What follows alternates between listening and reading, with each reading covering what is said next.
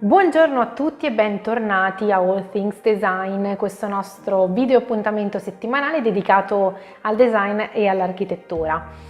Nuova settimana vuol dire nuovo argomento e quindi oggi parliamo di nuove direzioni nel mondo del design. Dunque, in questo scenario di mezzo che è l'era Covid-19, è vero che ci sono tante domande sul tavolo e ancora poche risposte. Ma è anche vero che è una fase in cui si stanno evidenziando limiti, ma anche tendenze che finora si erano manifestate solo in maniera abbastanza timida, direi. Per me ci sono 4 direzioni verso cui si sta muovendo il design, e la prima di queste è design circolare versus design lineare. Oggi fondamentalmente l'approccio è di tipo lineare, no? Sfruttamento delle risorse, produzione, consumo e rifiuti che devono poi essere smaltiti. Un approccio circolare invece cerca di pesare il meno possibile sulle risorse e di favorire e di potenziare la rigenerazione, sia restituendo all'ambiente le risorse biologiche, vedi ad esempio il compostaggio, sia ricercando di riutilizzare, riparare, riciclare le risorse tecnologiche, vedi ad esempio il processo di upcycling. Si parla di design circolare e in generale di economia circolare da molti anni, però sono ancora pochi i designer e le aziende che progettano e producono seguendo logiche di tipo circolare. Per diversi motivi, primo fra tutti da parte delle aziende la convinzione che design circolare voglia dire zero margini per il profitto, ma anche per lo scetticismo da parte dei consumatori nell'utilizzare e nel rifarsi a prodotti e materiali alternativi e di cui non si conosce ancora la validità, e quindi qui c'è un problema di educazione, per esempio alla logica di tipo circolare, o ancora al fatto che i prezzi di prodotti e materiali realizzati seguendo logiche circolari sia ancora superiore rispetto ai prezzi che vengono consentiti da una produzione di tipo lineare ormai più assodata.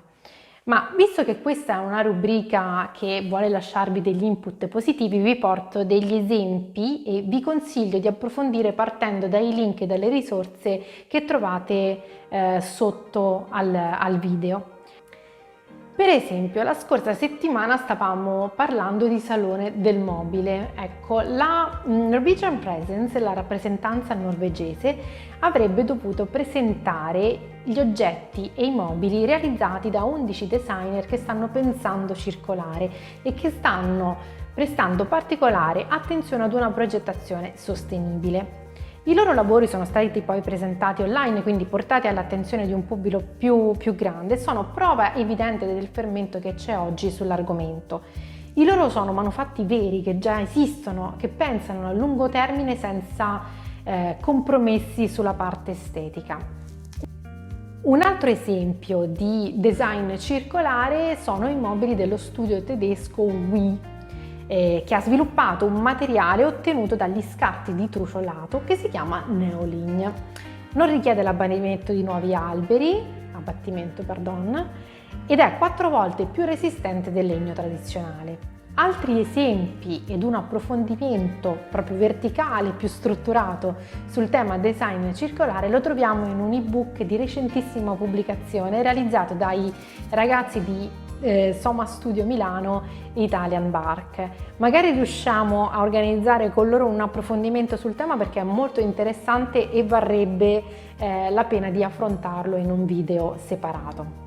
La seconda direzione verso cui sta andando il design è secondo me una rinnovata attenzione nei confronti di materiali alternativi e sostenibili. Fatemi fare un esempio che riguarda la nostra vita, la vita di tutti i giorni e prodotti che usiamo tutti i giorni, come ad esempio borse e zaini. I designer di Question, che è un brand svizzero con sede proprio qui a Zurigo dove mi trovo, ha realizzato un tessuto che si chiama Bananatex, un tessuto 100% biodegradabile e che viene realizzato utilizzando le fibre di banano. Viene reso impermeabile applicando uno strato di cera d'api naturale. È molto maneggevole, è leggero, ma allo stesso tempo resistente ed offre una valida alternativa a tutti quei tessuti sintetici che popolano l'industria del tessile. Un altro esempio e questo però ancora in fase sperimentale, interessa il settore delle confezioni e in particolare il settore della cosmesi, che è responsabile di più di 1/3 dei rifiuti che vanno a finire nelle nostre discariche. La designer cinese Mi Chu, spero di averla pronunciata correttamente, ha progettato una linea di saponi e shampoo in cui il packaging è costituito dal sapone stesso, che viene colato in uno stampo e poi pigmentato, quindi colorato, con materiali provenienti da fiori e piante, per cui non c'è un packaging di plastica come siamo abituati ad avere, il packaging è il sapone stesso e si consuma man mano che viene utilizzato. Ora io lo so che già si stanno agitando delle domande nella vostra mente, chiaramente tutti vogliamo sapere se per esempio questa soluzione resiste al trasporto o resiste ed è comoda durante i nostri viaggi per esempio, per cui però come vi ripeto è una soluzione sperimentale su cui probabilmente insomma ci sarà tempo di lavorare ulteriormente. Poi ci sono il micelio dei funghi che combinato con il legno di salice dà vita ad un materiale molto simile alla pelle scamosciata. E ancora c'è la cosiddetta sea stone, pietra di mare, che viene realizzata triturando conchiglie, che sono scarto dell'industria ittica, e miscelata poi con leganti naturali, un materiale che è molto simile al cemento come aspetto e come texture, ma che è estremamente più leggero, per esempio. Un altro esempio che vi porto prima di passare al punto successivo è quello della caseina. Ci sono dei designer che stanno studiando la caseina estratta dal latte vaccino perché si sono resi conto che può essere un'alternativa ai polimeri a base d'olio nel produrre stoviglie, vassoi, vasi, ma anche tavoli. Di materiali alternativi ce ne sono tanti e anche se molti sono ancora in fase sperimentale. Io mi auguro che questo periodo porti a un'accelerazione nello sviluppo e nell'impiego di questi materiali. Il Covid in fondo ci permette un reset e speriamo che conduca finalmente ad una produzione più consapevole.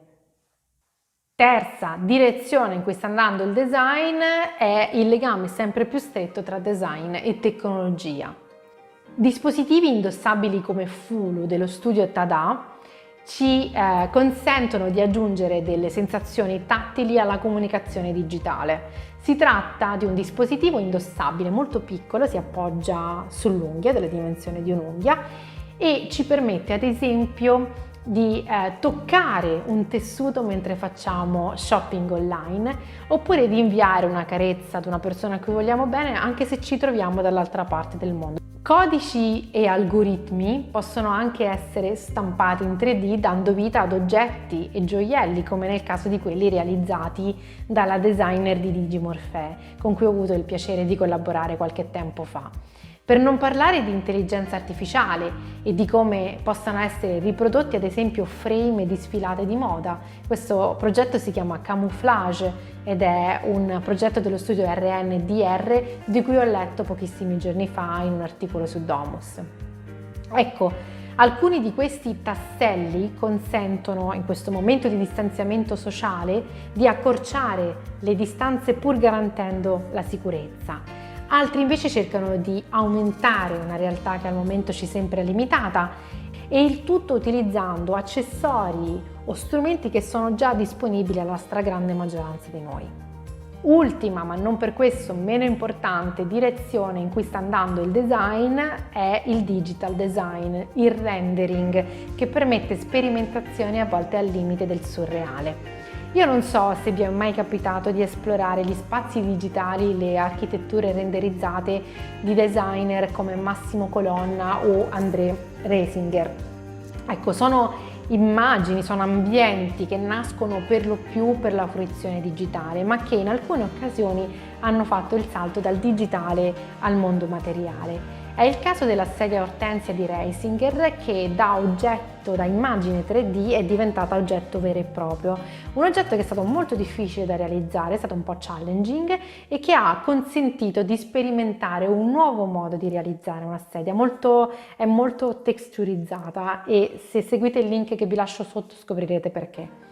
Concludo con un'affermazione di Reisinger che mi è piaciuta molto e la leggo un attimo. Nessuno vuole perdere tempo e denaro facendo ricerca, ma vedo la ricerca come parte del prodotto. E poiché la maggior parte dei miei prodotti ha un aspetto strano, bisogna sempre trovare nuovi modi per produrli e costruirli correttamente. Ecco, qui si riferiva chiaramente alla sua sedia Ortensia di cui vi parlavo pochissimo fa, ma questa sua affermazione centra il punto, il cuore del video di oggi.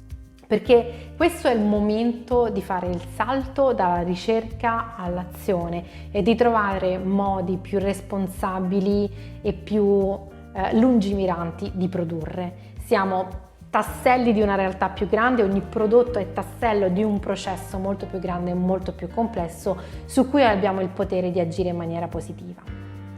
Oggi ho condiviso con voi tanti spunti che spero ci apriranno a nuove conversazioni. La prossima settimana parleremo di come cambierà la nostra casa nel post-lockdown. Intanto aspetto i vostri commenti e vi auguro una buonissima giornata. A presto!